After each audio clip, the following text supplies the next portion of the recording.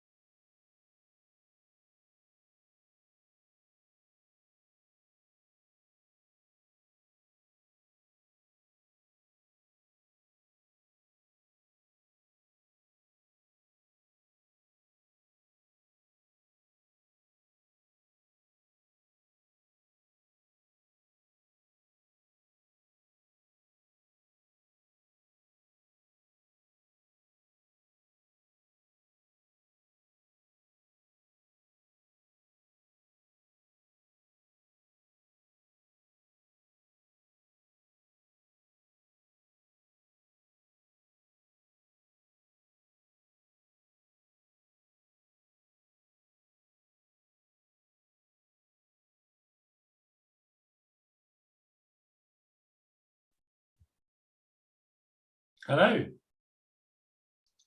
Hi, Steve. Can you hear me? Yeah, I can hear you. Excellent. I'm just running around like headless chicken, getting ready. The problem from working home and doing all this webinar-y stuff is that you can go from being one part of the world to another part of the world in 2 seconds. So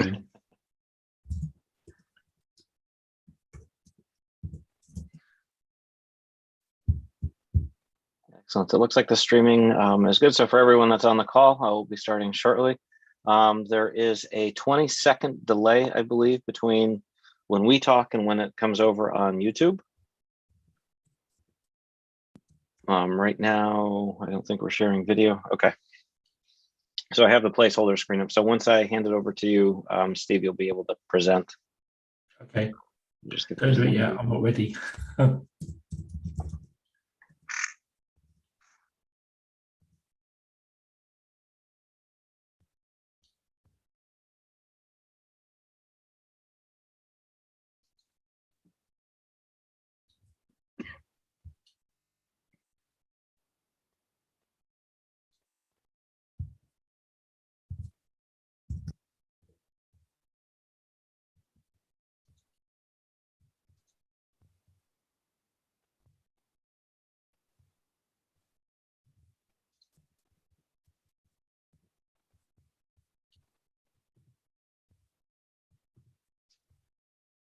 I'm trying to figure out. I thought we could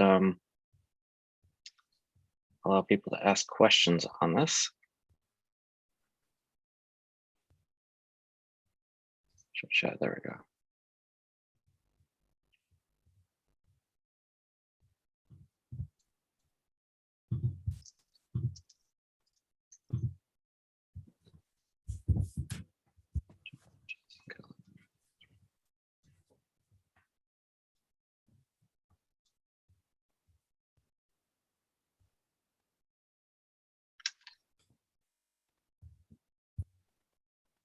Okay, that's interesting. They're claiming they can't hear us.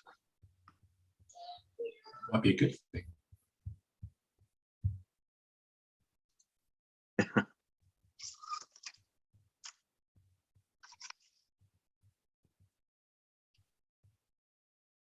Okay, great. People can hear us. Good.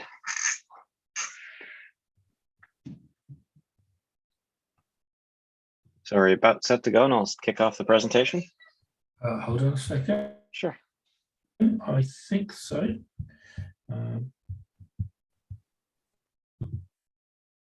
Okay, that works. Now, what am I missing? Oh, I know what I'm missing. Bear with me just a second, because I need to see that too. Okay, yeah, I'm all over the place. Yeah, I'm ready to go. Okay, great. So I'd like to welcome everyone to the Connecticut Java User Group's May meeting. This is actually a redo of our April meeting after we were Zoom bombed badly. So I've spent a good part of the weekend, a couple of weekends ago, figuring out how to do streaming over YouTube. So this is our first attempt at doing this. So please bear with us if we have any technical difficulties.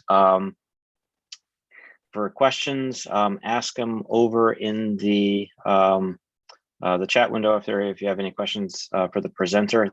Just realize there's about a 20-second delay between when we talk and when you actually see the video and audio. So with that, I'd like to welcome Steve Poole back to hopefully a more uneventful presentation today. Thank you. Let me hand over the controls to you. Brilliant. And I will try to share my screen. Oh.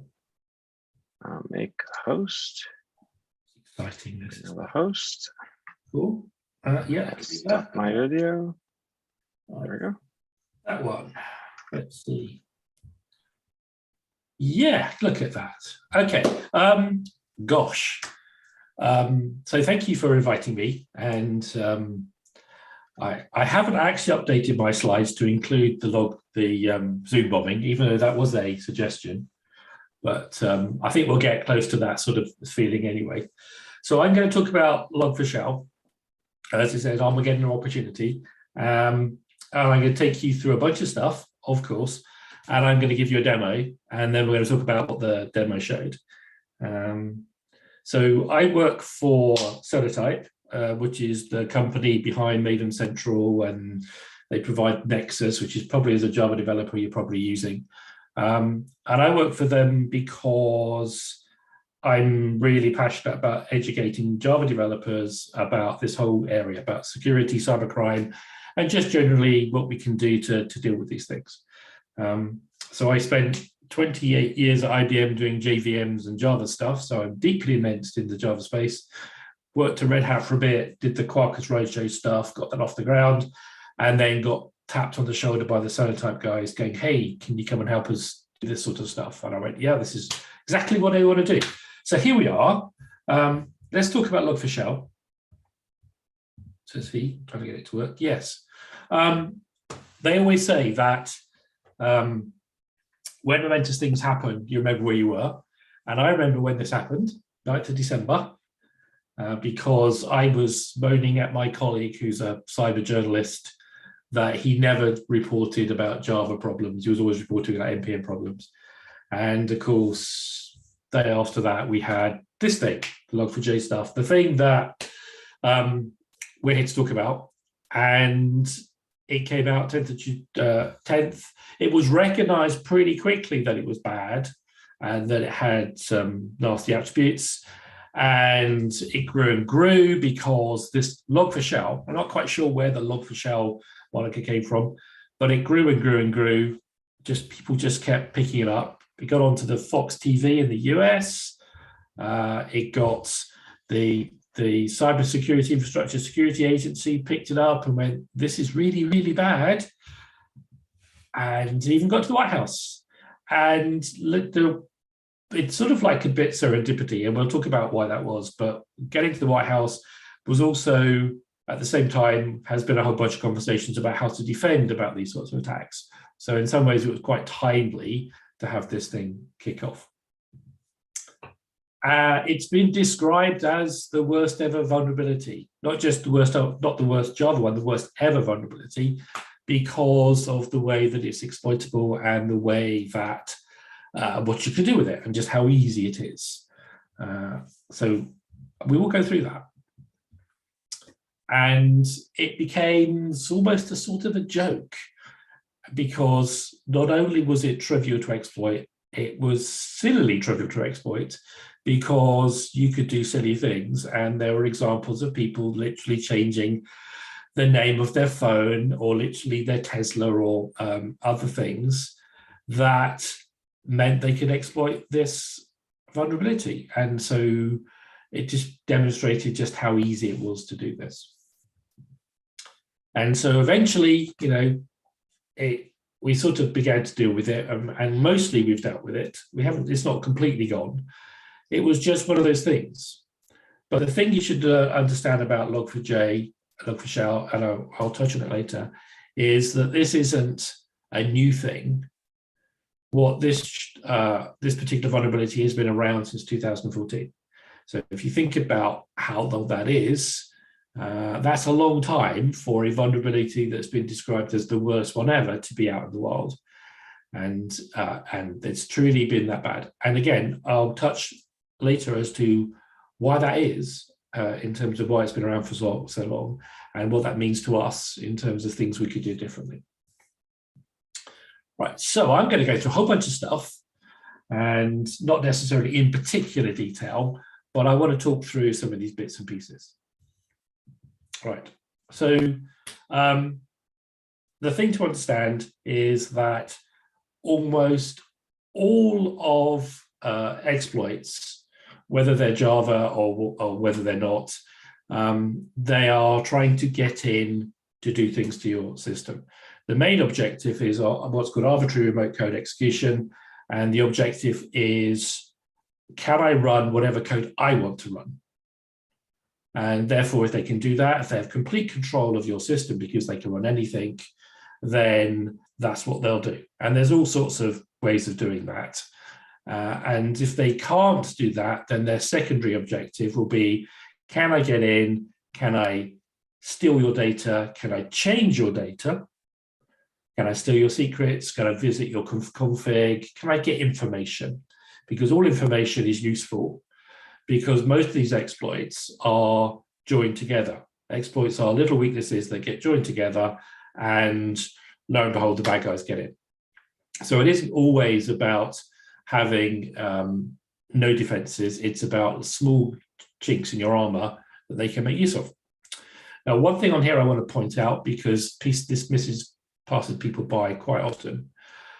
When you think about being attacked, you have this thing, you know about ransomware, you know about denial of service attacks, and it's all very sort of passive. It's all about preventing you.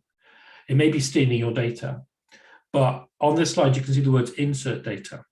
And what you've got to understand is that not only are the bad guys trying to steal your data, they will do what they can to modify it, to insert data. If you have a database that's got accounts in it, then maybe they'll try and add accounts. You know, anything where they can gain an advantage, they'll do. So it isn't just about stealing your data, right? And these attacks all start in the same way. They all come from these botnets. I mean, you have to remember that you have to recognize that the bad guys out there are just as sophisticated as the developers are. They have all the same tools. They're deeply motivated, and they're very sophisticated, and they're very, very well educated professional people.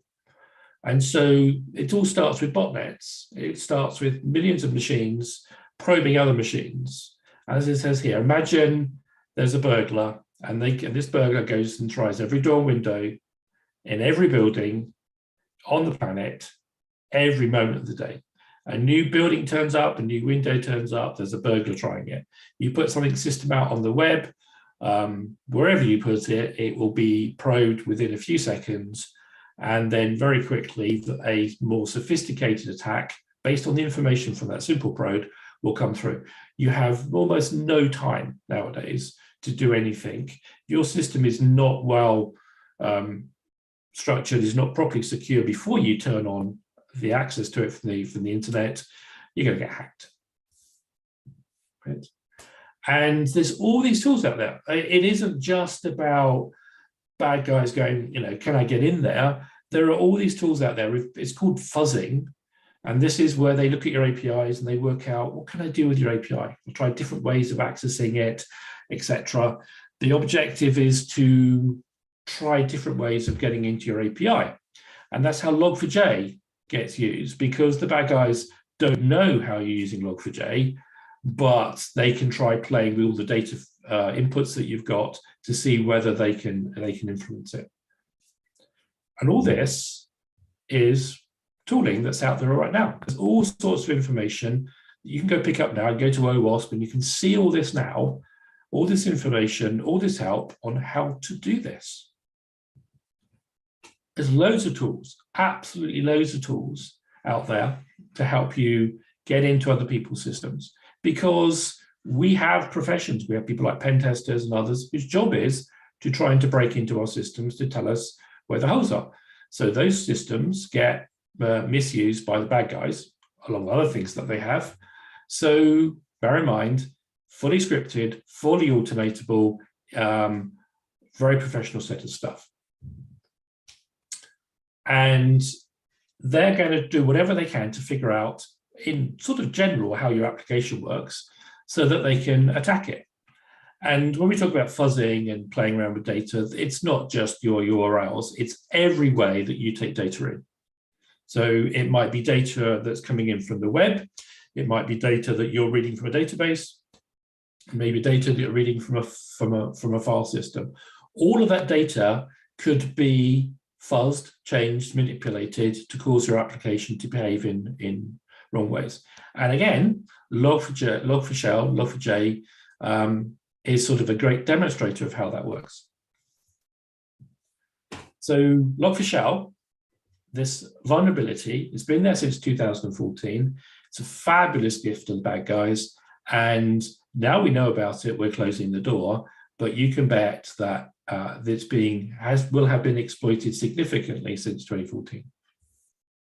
So let's talk about that and what actually happens. So if you're a Java programmer, which I assume most of you are, then you have probably used something like a logger.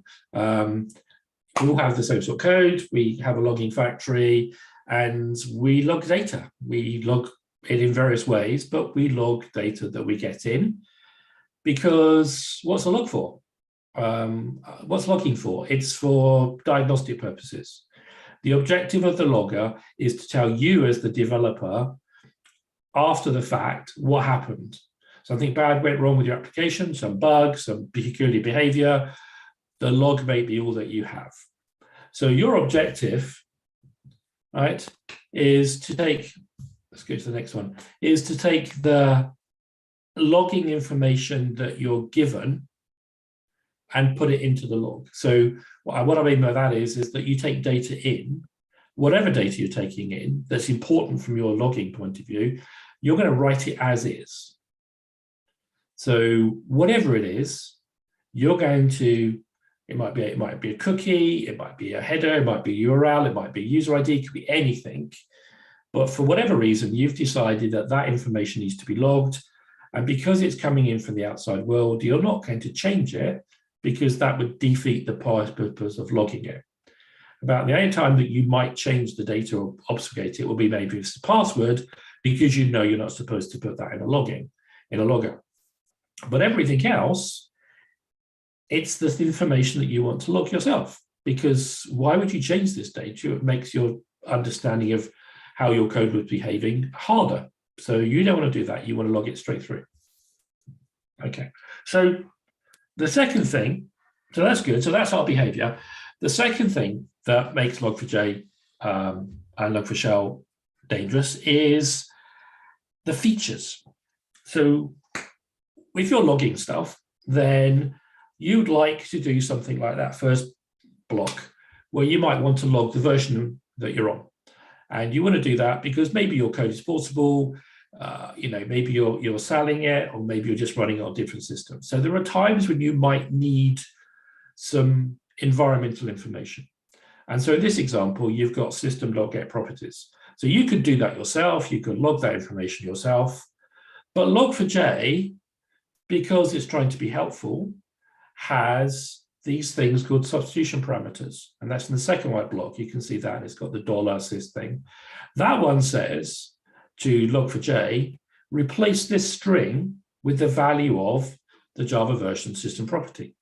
So when you log it, you now get, as it's got at the bottom in the yellow box, you now get your version number. So it makes your code a little bit easier, maybe a little bit more robust, because Log4j is now can do that sort of thing for you.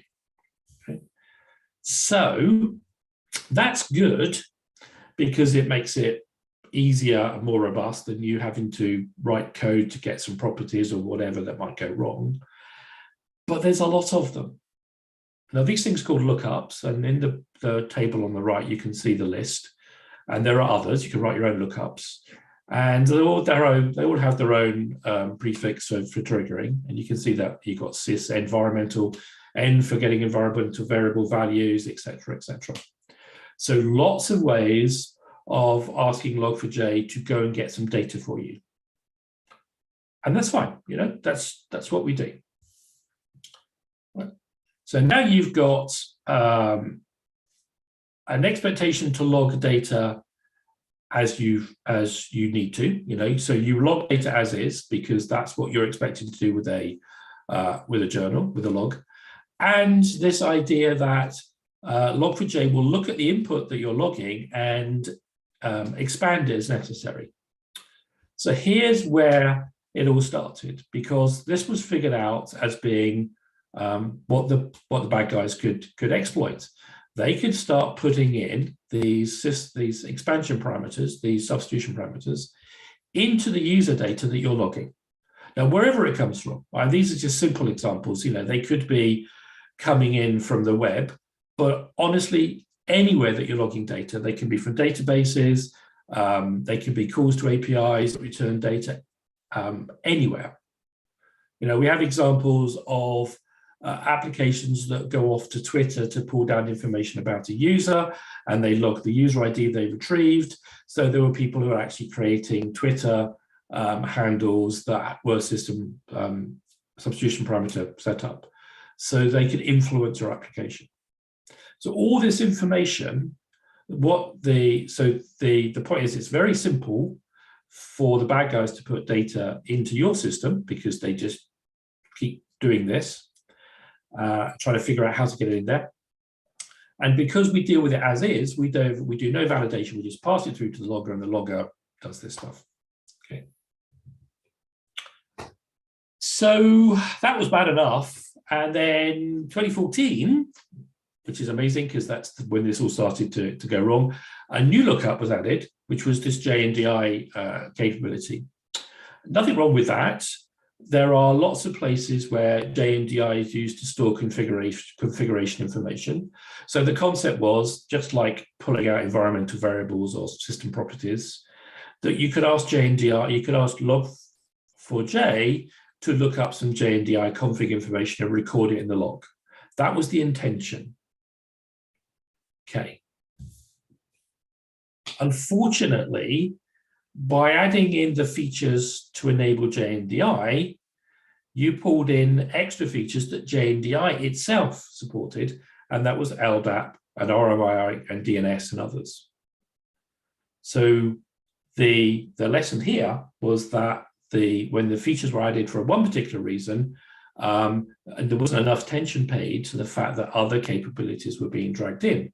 But then as we're developers, we're quite used to that, because they all become valuable things we could use ourselves. Okay. So we have more features than we're expecting, very powerful features being added into Log4j. And the thing that really puts the icing on the cake, the things that makes this just so wonderful, is that these substitution parameters, these $sys or whatever, are recursive. When Log4j expands them, if the string that's expanded to itself contains one of these, it will be expanded again, and so on. So in the box that you see at the bottom, you can see, I'm trying to indicate I've got the environmental variable called mode, and its value is this sys.java.version, which is just the string. When I log, and I asked Log4j to include the value of the environmental variable called mode, it goes and replaces that with sys.java.version, which itself gets reevaluated. And then so I get whatever the Java version is in the log instead. That substitution process is a key element of how powerful Log4Shell is, or became. So there we go. Really powerful lookups, over powerful lookups, a lot more than we probably ever thought we should add into a logging routine. This substitution process, which is recursive, and the ability for us as the need for us as Java developers to log data, because logging is for diagnostic purposes, and we're going to log the data as is. That stuff came together to give us what we have today. Right, so I'm going to give you a demo. I'm going to stop this. And then, I'm not even sure what am I showing. Am I showing?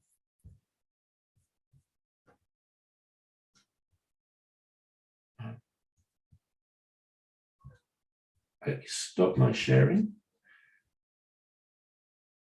I will share this one. Here we go. We'll share this one. Okay.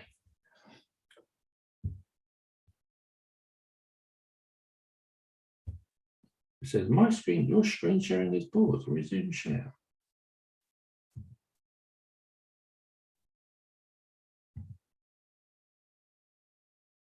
Okay, I have a problem. We stop sharing. We can see you now. You can see me, good. Yes. Yeah, that's not what I want you to see though. I want you to see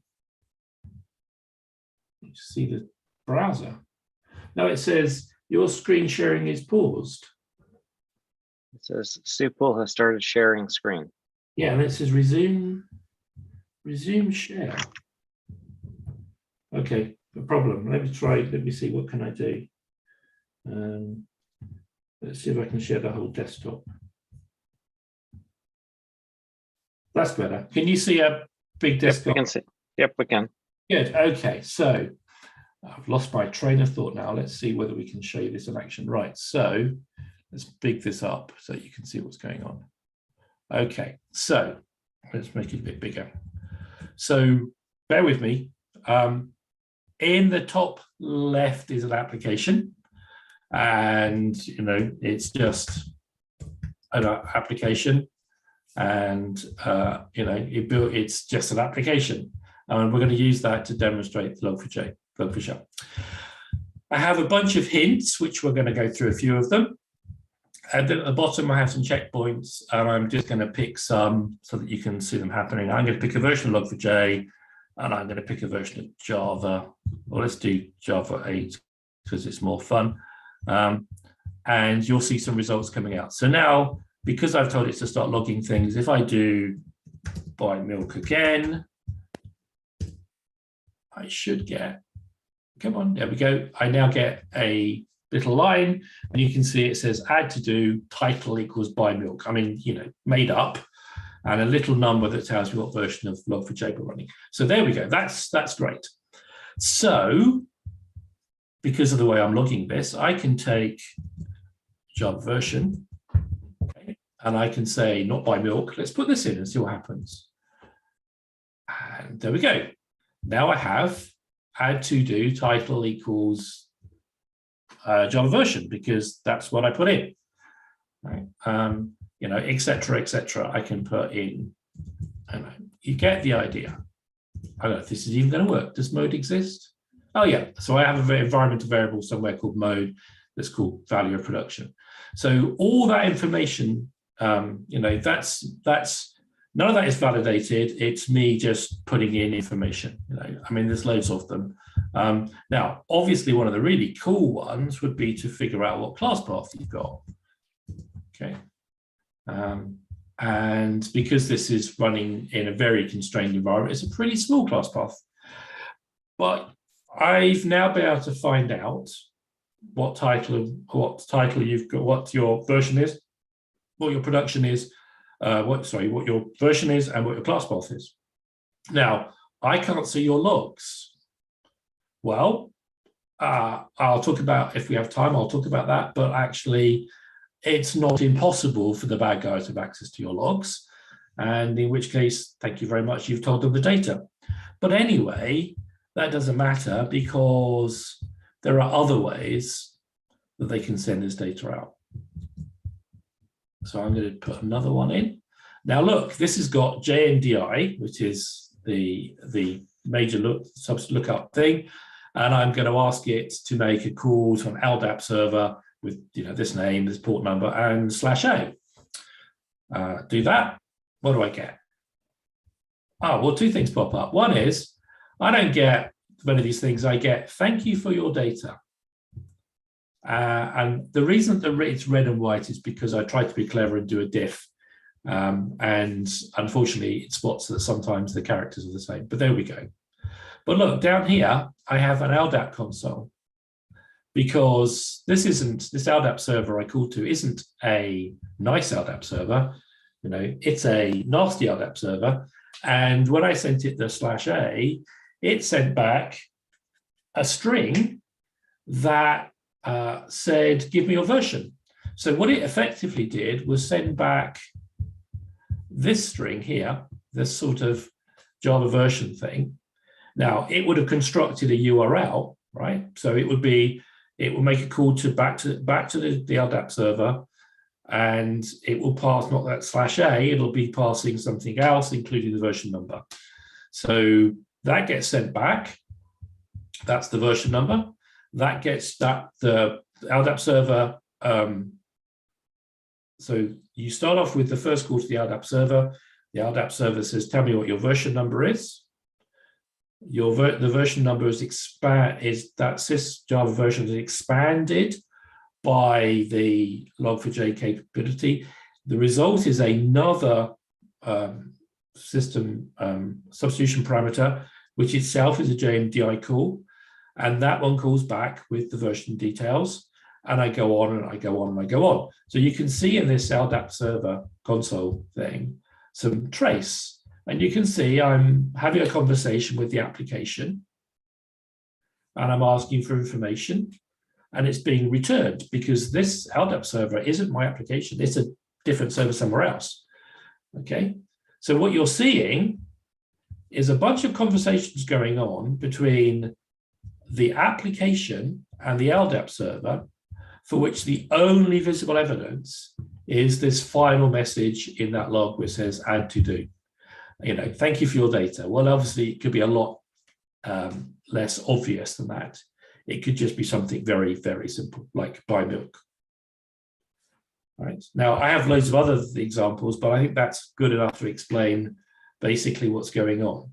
Data comes in, it's got some substitution parameter in that makes your application make a call out to an LDAP server, and then this conversation can take place. And that conversation can be as detailed as possible, as needed, and you will never know, because the only thing you're going to get in a log will be some innocuous log information. Right, let's stop that. I've got to find my mouse. Right. Okay. So how much time have we got left for it?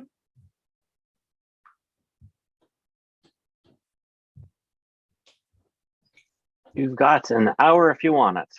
I don't want an hour. I really don't want an hour. Okay. Right, let's go back to the presentation, which I've got to start again. Right, let's go back to share. Let's see if we can share that. Share screen. Okay.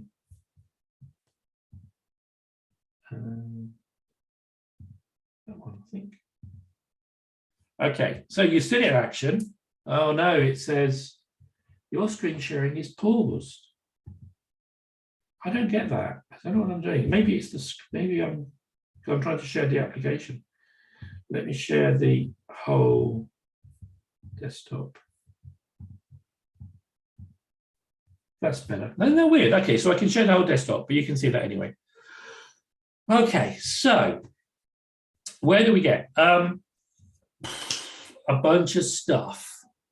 So let me just go through this again, but I want to get on to some of the more important consequences. I talked to you, I said about forcing stuff into your log, and remember that what I said about the bad guys, they're not, yes, they want to be able to get into your systems and run whatever they can, but they'll do whatever they can get away with is valuable.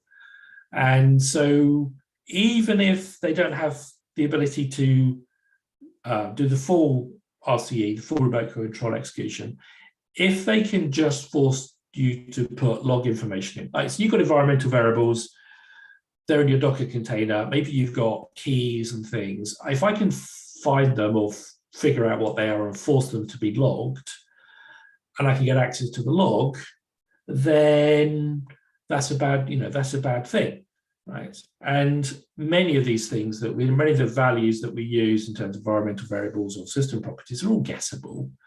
The bad guys have long lists of the things that we use on a regular basis. So you can't assume that anything that you think is a good idea for a environmental variable name is not going to be guessed by somebody else, right? And the point is getting access to people's logs. All it takes is somebody to misconfigure their server, and this happens. Right? There's some concepts or conceptual idea with around security that everybody's perfect, and therefore, because we have a firewall and because we have these people that do this and that we never make mistakes, and therefore we're safe. And the fact is that the bad guys know that everybody makes mistakes, and they are going to exploit those mistakes. And so, look, here's an example of an Apache log. You can go to Google and you can ask it to tell you what it knows about Apache logs. It's Google. No, Google, if it can find it, it will index it and it will tell you that. Right? And there are loads of these things. They're called dorks, D-O-R-K. You can go to exploitdb.com and you'll find a whole list of Google search terms that will tell you how to find people's password files or whatever. If Google can find it, then you can use these dorks to do an intelligent search with Google, and you can find these things. All it takes is a misconfiguration. Your log file is on the web, Google finds it. And sometimes it's that simple. Right. Then you saw the fact that I could transmit data out of the system. Okay, so that's obviously a bad thing, right? It's loads of ways that they can do that. The very least that you can configure is you can configure an IP leak, and then I can call out from one server to another and maybe tell you that I exist. Right? If the recursive substitution process works, because it depends what version of Log4j you're running, what version of Java you're running on, as to which combinations of the things I demonstrated are available to the bad guys.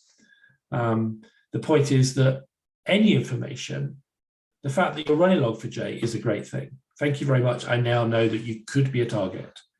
So the fact that you ping out can be an indicator. Okay. And so this toing and froing, which I talked about, this substitution process, it's trivial to do. The LDAP server that I set up, the bad one, is written in Java, and there's an existing LDAP server that's out there, and it's nicely architected, and I can put some plugins, and basically I can catch the requests coming in, because actually what the request to an LDAP server should look more like the very top line with that cn equals version thing. But actually, I can subvert the server very easily. So having a bad LDAP server, trivially easy. Right. Now there are, in terms of executing code, there are two ways that I can do that, and they're sort of related. But effectively, one is what's called a gadget train, and the idea behind a gadget chain is that there's going to be a combination of Java objects that are serialized, because, again, under the covers, when you look at what the LDAP server is actually doing, what Log4j is doing is when it makes a call out to the LDAP server and it gets data back, what it actually gets back is Java objects. And normally they're just strings, but they can be more sophisticated than that. And you can have real complex Java objects, and they themselves contain other Java objects, etc. And a gadget chain, the idea of a gadget chain is that it's a set of serialized data that is designed to drive the code that's on your class path in ways that you weren't expecting, typically to try and get to running a command line, and then sometimes just being able to subvert your application because you're vulnerable to having misconfigured serialization coming into your system. So gadget chains can be simple things like this. It could be, I can create a hash map on the LDAP server, put a bunch of stuff in, and send it. And then what happens on the application end is I don't get back a little string, I get a hash map. And that hash map is then reconstructed, and whatever happens was whatever happens. Objects get created, values get inserted, and maybe at the end of the day, the hash map, when it gets logged, the toString is called. That's the value that Log4j will then try and exploit, try and log. And again, if it's got these values in, these system properties, replacement properties, they get converted and do whatever they do. So gadget chains are just complicated sets of Java objects. Now, which one of these things work depends a lot on what version of Log4j you've got and what version of Java you've got. So another thing to take away is that you may be safe right now from something in terms of vulnerability, but you could easily be not safe tomorrow because a version of something changes. So when Log4j came out, I put a lot of effort into trying to understand what was going on, and which is why I built this demo. And I went through all the different versions of Java, with all the different Java versions and all the different Log4j versions are available, and ran a whole bunch of tests and to see what would happen. And it would be nice to say that it was a very clear-cut answer, but actually, depending on versions of Log4j, you might be safe. So you have an old version of Log4J. So like you can see here in the top left, it says 2.0 to 2.3, 2.4 to 2.5. If I tried to send back a hash map from an LDAP server, then I'd get this error. Sorry, it's in red, it's a bit faint. But basically, Log4j got a class cast exception because it was expecting a string. Turns out that was a bug, and so they fixed it. So in other versions, you don't have that bug. So you could be safe from being exploited by Log4Shell if you're on a particular version of Log4j, but if it gets changed, then you could suddenly be exploitable. And that pattern is true for every vulnerability out there. Just because you can prove today that you're safe doesn't mean that you're safe tomorrow. Just needs somebody to change a version. Now the other two, you can see the one in the middle. What do I get when I on 231, 232?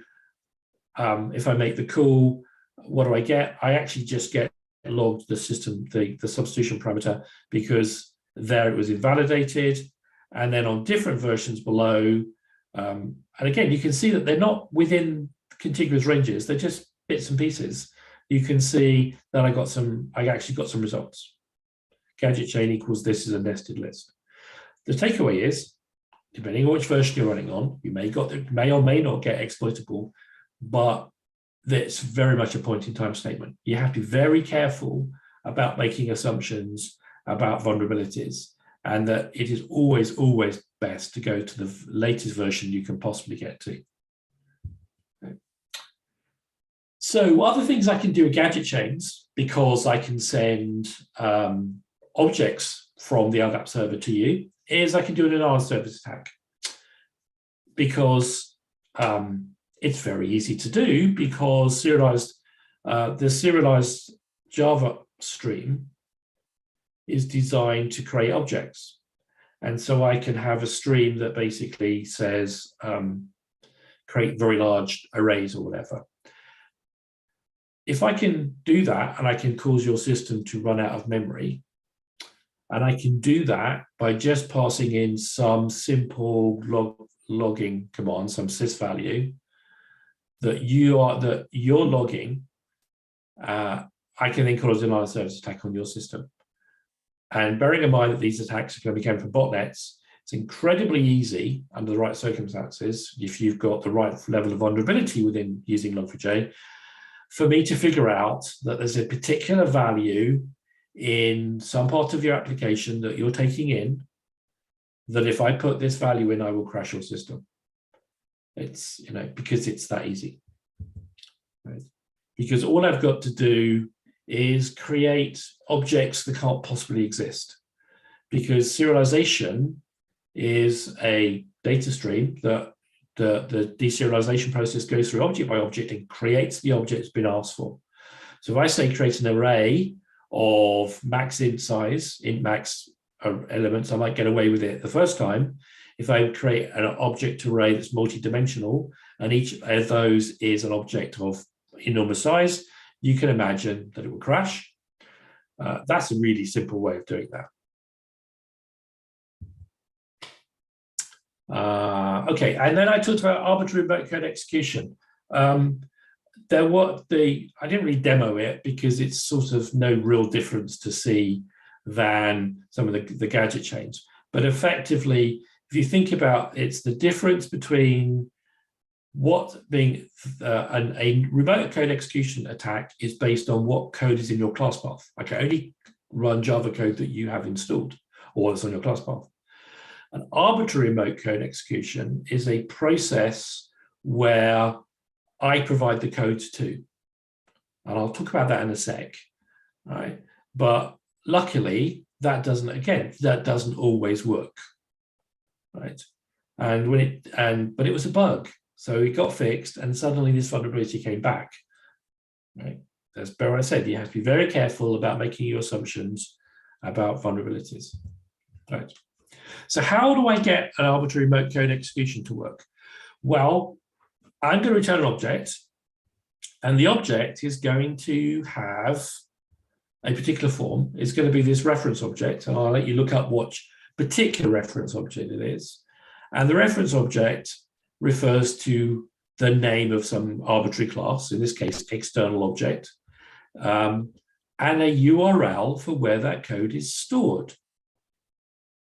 So just think about that. My LDAP server, bad LDAP server, gets a request in from your compromised application, and it returns not a string, not a hash map, but it returns a JNDI reference object, which says, here's the class that I want you to run, and here's where to go get the code that makes up the class. So this code isn't on your class path, it's code running on an external server. And basically the only requirement is code is compiled at a level that you can run, right? And as long as that external object that I reference implements this object factory API, then it's going to get run, right? Because as part of the process, this object gets instantiated by being pulled in from the remote code server, and then this method gets created, and there you go. So here's the point. Once that method runs, remember, this code is not on your server. This code originates on my server. Once this code gets run, whatever's in this method gets executed, and whatever code it needs is either locally installed on your application, on your server already, or is available on a remote code. I can do 100% whatever I want. I can run whatever Java code I want.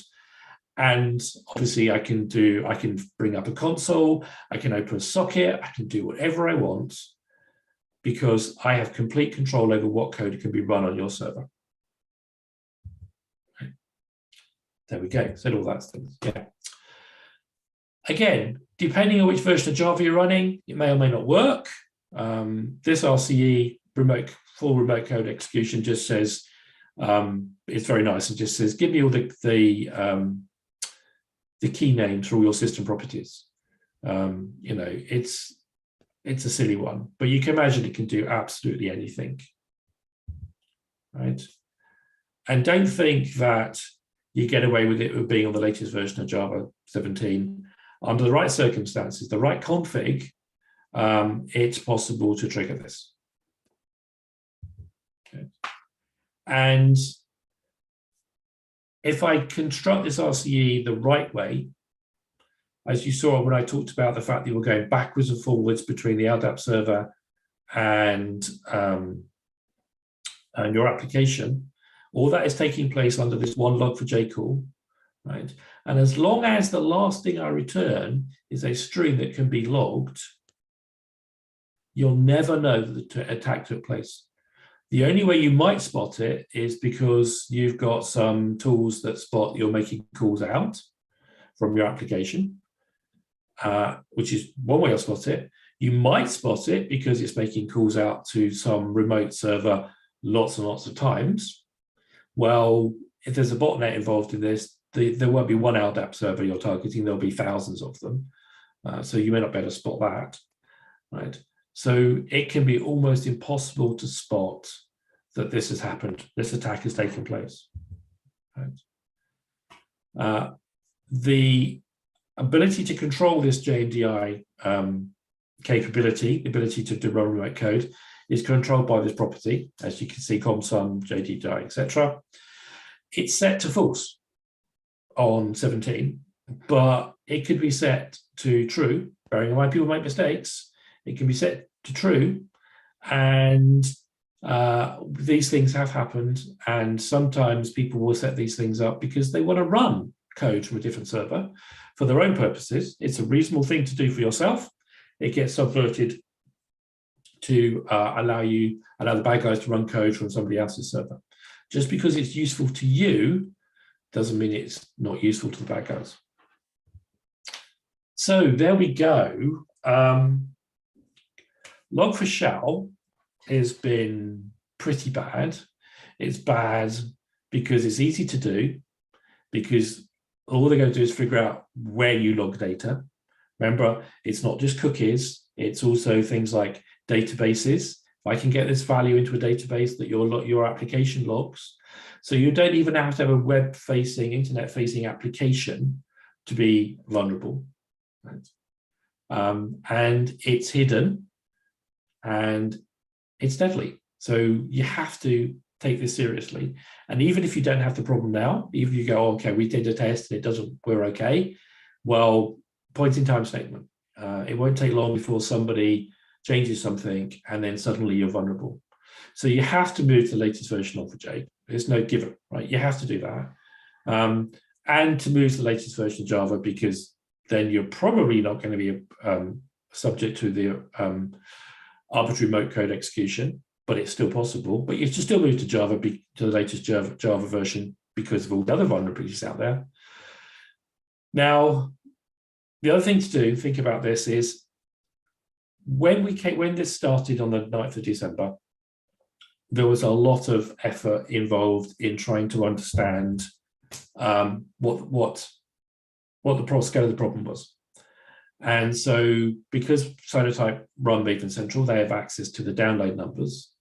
And at the beginning, we saw a massive spike of people removing the old versions of Log4j and moving to the less vulnerable versions very quickly, to the latest 217.1 type thing.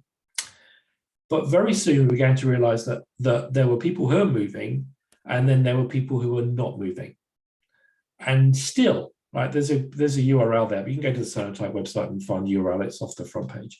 And we've got live dashboards, and we're still seeing 40% of the downloads for Log4j are vulnerable versions. And you look at that and you go, well, there's two potential reasons for doing this, maybe three. So you can look at it that people may think they're not vulnerable, and I'll touch on the same. They may not actually be vulnerable. They may not even realize they have a problem. Maybe they're not aware of Log4j. But what we think more likely is there are lots of people here, as far as people are downloading older versions of Log4j, who are relying on tools to tell them whether they have a problem, and the tools that aren't just not good enough to spot this. Now, this isn't just about, if you think about what you download, if you're building a project, you're using Maven, then you put your direct dependencies in. You may have fixed that, and you may have put a Log4j update in there, so it's a 17. But a dependency of your dependency, maybe way down the chain, somebody's still using an older version of Log4j. And for whatever reason, the tooling isn't picking that up. It may also be that the tooling can't spot the fact that those vulnerable Log4j versions aren't in a standard form. Maybe they're in a fat jar or something like that, and the tools don't find those. So whatever tooling we've got out there that's designed to help us figure out that we're safe, if Log4j is an example, then we can say there's a lot of people out there who are under false expectations. So I'd say another takeaway from Log4j is to take a really good look at the tooling that you use and start working out, does it really do what I want? What tooling is being used in your IT departments within your development organizations to track this? And it's not like go by somebody else's, it's write yourself some test cases for what you think should be discoverable. It's not particularly hard to do, and then see if the tools do that, because there's a lot of snake oil tools around there. There were a lot of people that got onto the Log4j bandwagon and promised solutions that they would find all these things. But if you don't test them, you don't check that they actually do the job, then you could be on this list. You may find that you think you're safe, but actually somewhere in your organization, somebody's still downloading an older version of Log4j. Okay, so the last few bits, I mentioned about looking at your tools, and I said right at the beginning there was a bit of serendipity in that Log4j had ended up at the White House, and the reason for that was that as far as the White House was concerned, in May last year there was an executive order signed that said basically we need to be better at supply chain management and we need to deal with things like Log4j. So a completely different talk, but keep your eyes out for the fact that there are things heading our way around putting better controls around our supply chain, around our build processes. They're going to have quite a large impact on us over time, right? So that's coming. Keep an eye out for that. Fire drills, wake up call. Well, I'm sure a lot of people, when Log4j came out, they moved heaven and earth to get things fixed, and then we took a sigh of relief and said, thank gosh, that's over. And then we got the Spring Shell one, and we're going to get others. You've got to understand that this is life. We are moving away from having the luxury of time. We don't have the time to go from being told an exploit exists to fixing it. We just don't have that, because like this one, like Log4j, where it was out since 2014, it's been exploited since there.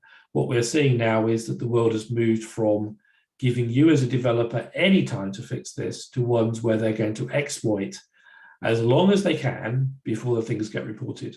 So when bad vulnerabilities get reported, high-scale vulnerabilities get reported, you have zero time because you may already been hacked. So you've got to understand that unless you start to change the way that you operate, you're going to be doing fire drills all the time, not just for Java, but for some of the others as well. And there we go. And I think the last bit, revisiting your supply chains, is all about thinking more about the choices you make when you use open source, because it isn't now just about picking stuff because it gets from a feature point of view. You've got to think about all these other consequences about how quickly can I get it updated? Can the open source project that I'm consuming, can they fix things as fast as I need them? What are their views on fixing things? You know, we make a lot of use of open source, enormous amounts of use of open source. And now we are going to start relying on those open source projects even more to be doing the right thing. So one of the ways that you can lessen your risk on that is to start putting more thought into, why am I using any particular piece of open source? And what are the consequences from a security and vulnerability point of view? Oh, I feel like I've talked for ages. Let me stop sharing. There we go. Ryan, did we get any questions? Has everybody deserted because it got too long? I don't see any questions yet. Let me ask. There's a delay, of course, so it'll be about. I know, it was 20 seconds, yes. So a long time ago, pre-Zoom, I remember taking part in calls that were video calls when they first came out, and we had very dedicated high-speed lines to do video calls. And the frame rate was so slow that people would just duck behind the table out of the camera view. And so you'd be looking at somebody, the next thing they disappeared. And sometimes Zoom's like that. So I guess I'll ask a question then. Do you think that, I mean, I know that some people as a result have looked at the Log4j problem and have decided to switch off of Log4j to another logging solution. With all the attention focused on Log4j, do you think that, do you think that's a wise move, or do you think that, you know, the other ones haven't been picked apart as readily as Log4j? I think it's probably a good idea, but it depends on what the reasons are. I don't see any reason for saying moving to something else, so you're not affected by this horrendous exploit. I think that's a good idea, because I mean, to be honest, Log4J's got so much capability in it, which I don't know how many people actually use that stuff. So why not reduce the attack vector by using a different logging API? I mean, why not? The challenge, though, as we've said over and over again, is that it isn't just about you moving off; it's about all your dependencies.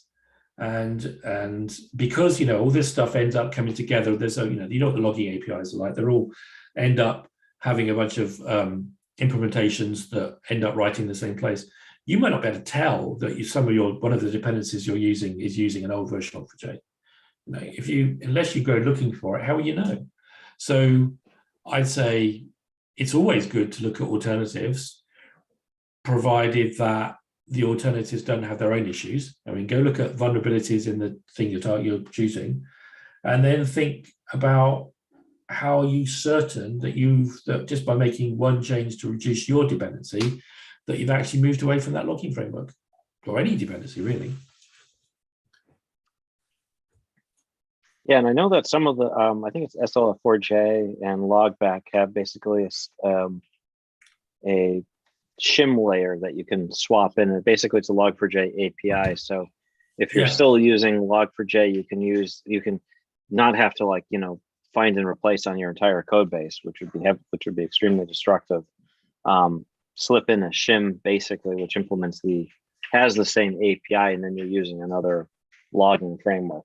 And so I think that works, because I've used that with, I think, Poi, which has a dependency. Yeah, that's okay, but then you have tools out there that basically construct their own logging chains and then bypass all that. So if everybody plays nicely, then you have a solution. But all it takes is one dependency to say, I'm going to do it my own way. And if you look at how Log4j is constructed, all the various ways that you can construct appenders and factories and things, it's quite possible for you to have your own little self-contained thing and still write to somebody else's logging file, and nobody would notice. Yeah, I've fought Log4j where there's another Log4j configuration file. There's some other Log4j configuration being loaded somewhere else, and I've spent hours trying to track down. Okay, who changed my settings? And then there were a couple of cases where I had a random where the settings would change, where it would suddenly go up to debug, right? Inexplicably, and I'm trying to figure out, okay, who changed? My configuration file says info. Yeah. Where is this debug setting? Where did it pick this up from? Yeah. And if you're relying on a lot of open source projects to do the right thing, then that's not a good place to be. There are lots of open source projects that do the right thing, but then there's a whole bunch of open source projects that, the code that you're using is because somebody decided that they wanted to share some useful thing, and maybe they don't know what they're doing, or they want to do it differently. And then that project gets included into somebody else's dependency tree, and then eventually you've included it. Taking Log4j apart, putting aside, the thing here, the number one defense is you've got to be so much better at managing your dependencies, and you've got to be so much better understanding what you really, really have installed, and not rely on tools to say, yeah, everything's okay. One of the things that you'll see I'm starting to talk about, because it's starting to percolate, is this idea of SBOMs, software bill of materials. And so what we're trying to do, what the industry is starting to look at, is inverting what these tools do. Because what these tools do at the moment, all these scanning tools, they scan what you've got installed, and they try and figure out what you've got from what you've got. And if there's been any obfuscation, deliberate or otherwise, tools may not be able to figure that out. So the SBOM model says from now, the idea is that every dependency that you choose will come with a signed bill of materials, which says, here's what I've here's what's in my thing, and here's what I'm giving you, and then here are the references to the SBOMs for all my components, and so on and so on. So that means that you will have complete insight into exactly what software makes up your software, all the dependency you've got. So that means that the scanning tools won't have to go through and scan your binaries. They just have to look at these BOM signatures and BOM details and go, yes, you really do have a version of Log4j that you need to update.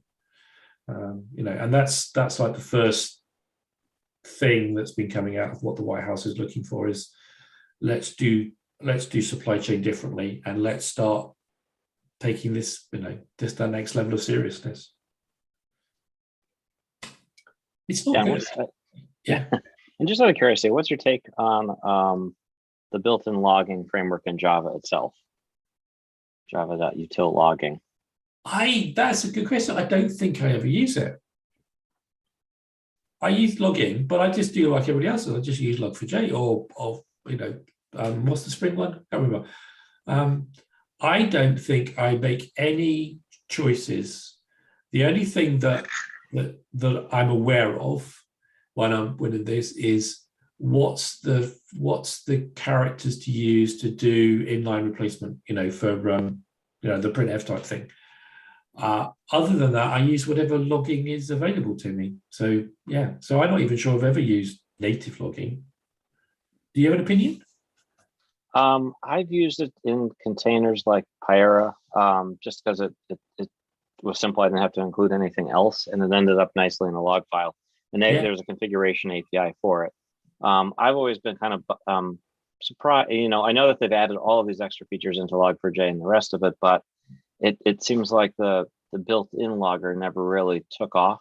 Not that many people use. I mean, it was introduced now probably 15 years ago. Yeah. And I would have thought that by now it would have either been improved or people would have been using it more. If you're trying to reduce your attack vector and stuff like this, I would have thought that would have been a default one as opposed to switching to another open source one. I don't know. I mean, what does Jakarta or Microprofile mandate any particular logging routine? No. Yeah. So I don't know. I mean, I use Log4j, and one of the reasons I use Log4j is that it's got some really cool appender things. So you can obviously, it's very easy to take your logging off the system. You only got to put the right appender in, and you can have all your logging. There's even HTTP logger.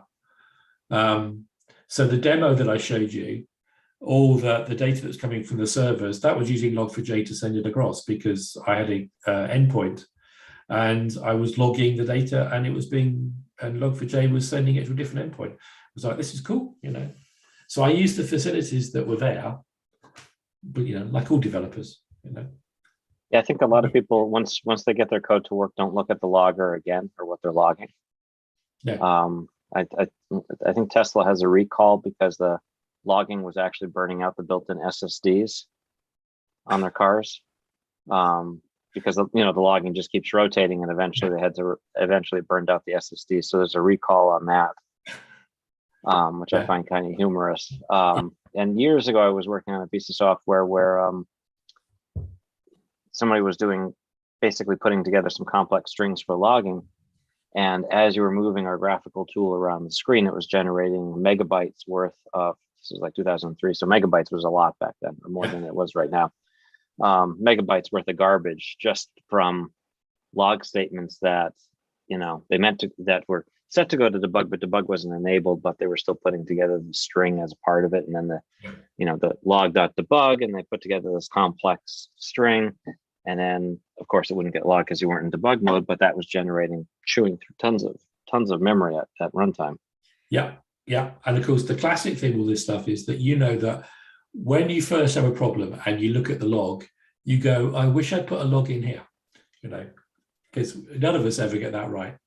But yeah, and the thing is, logging's everywhere. You look at, even, iPhones and Android, there's all logging coming out of these things. So it is an essential activity. And for a lot of people, I mean, if you're debugging a cloud service, you've got you're firing up your microservice, and you've got loads of these things running. The only, they're very ephemeral. And the best thing you can do is log and take the log off the system. So logging is the integral part, I think, of the way that we as developers work. Yeah. Yeah, and given that this exploit was around, is it a safe bet that stuff that prior to December, any server could have been backdoored at that point? Yeah. Oh, absolutely. So, I mean, so here's the sad story. The problem, the introduction of JMDI into the Log4j lookup portfolio was spotted by some of the white hat hacker groups, and it was reported then. And I think there were a couple of conferences in that sort of space which said this is a really bad thing, and it just didn't get fixed. It was just seen as being, well, this is a reasonable feature, so we're not going to take it out. So it's not like it's a surprise. It was a well publicized vulnerability in theory back in 2014.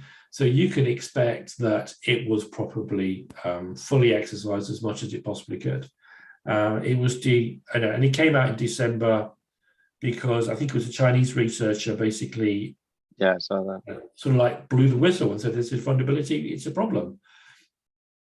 And so to make this even more sad, because I do like scaring people, what you've also got to understand now is that because of the transition from cybercrime to cyber war or cyber warfare, and we're seeing real examples of that right now.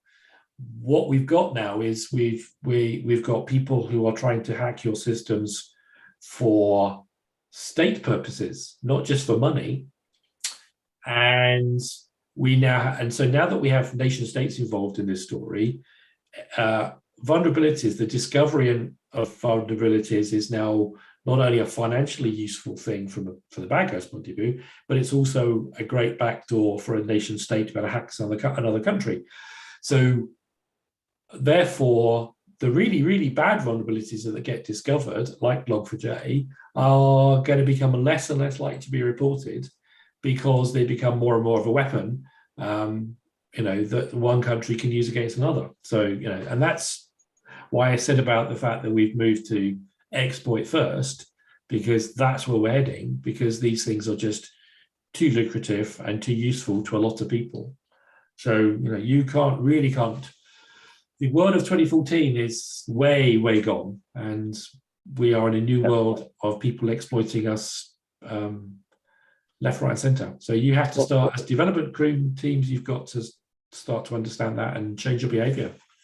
Well, the other thing I wondered with this exploit, I haven't, of course, I know that it's in Git that you can go back and look, but do we know who actually committed this and that it wasn't committed on purpose, right? Oh, no. I mean, you could say, there's you can go Google for it, but the JMDI thing was added because lots of config information, there is config information that can be stored in JMDI, like database config and things like that. So JMDI was used as a config store.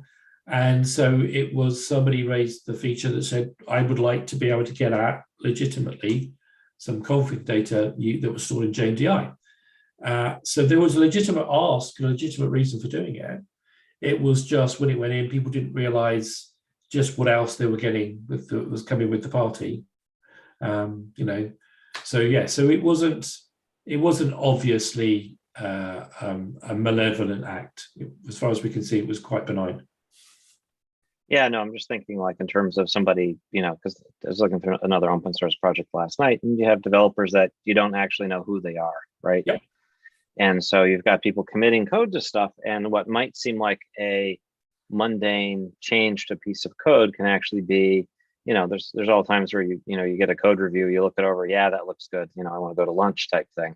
Yeah. I don't see anything issues wrong with that, not realizing that what you've just done is you've just blown the barn wide open. Well, so the subtlety is that these the people who are trying to do that and get into open source projects, what they'll try and do is they'll do things like they'll offer to do the merges or do the pull requests, because you can then have the pull request change and you can see the delta, and that all gets reviewed, and because that's fantastic. And then somebody says, yeah, okay, I'll merge it in for you. And during that merge process, of course, other code gets inserted. So nobody ever checks that after the PR has been merged, that actually the code that got merged was the original code. And so they become nice ways of inserting, bad code. Well, on the other end of that, though, if you're trying to avoid, because that's obvious that afterwards, you can trace that back and point it at a person. Yeah. But if it was done at the build system, if you don't know where your open source project is being built, yep. It could be built, code repository could say one thing, and there could be an extra class or an extra method doing something else that was added during the compilation phase that you never see unless you actually, decompiled the code and compared that to what was actually in version control. Yeah, well, again, the bad guys will go, they will do that, but what they'll try to do is get to the far end of your build process, the packaging step, and then just replace or add whatever code they want. That's where the malware gets in. And then the other obvious thing that's happening all the time now, and you were probably seeing, there was stuff knocking around today, is Python space, NPM space, etc., where there's just malware packages being added into NPM, and they do this thing called there's typo spotting, which is where the name of the package is just slightly different, and they rely on you typing in something, making a spelling mistake, and then you pick up that one. And there are other ways of doing that, but basically by polluting these repositories with malware, and then you choose them by mistake, or they hack your system, your dependency files to make you to change to use, I'll update it to choose a different version. And they do that for you, but they also spell the package name slightly wrong, and therefore they pick up the malware version. This stuff happens, and it's happening in open source, and it's just growing. You're not going to say every single open source project is being affected, but there are some communities and some open source projects that are being affected more than others, and it is happening. It's a mainstream activity. It's like Zoom bombing. Yes, I think we got that under control with this meeting, thankfully. Yeah. So I don't see any other questions. Well, so of course, how it works. If anybody, I'm on LinkedIn, I'm on Twitter, or you can come and talk to Ryan here and get if any got any questions. I don't promise to answer them in detail, but I'm. If anybody's got any stories about being hacked, or I'd love to hear those as well, because that's always very useful to understand reality. But otherwise, find me on Twitter or find me on LinkedIn. Okay, and just a quick announcement: we'll be having our next meeting in about 2 weeks with Frank Greco from the New York Java Users Group on machine learning and Java. Yeah, that looked cool. So that one's looking pretty good. So thank you, Steve, and see everyone next month. Have a good holiday weekend coming up. Thank you. People that are stateside. Yep, bye.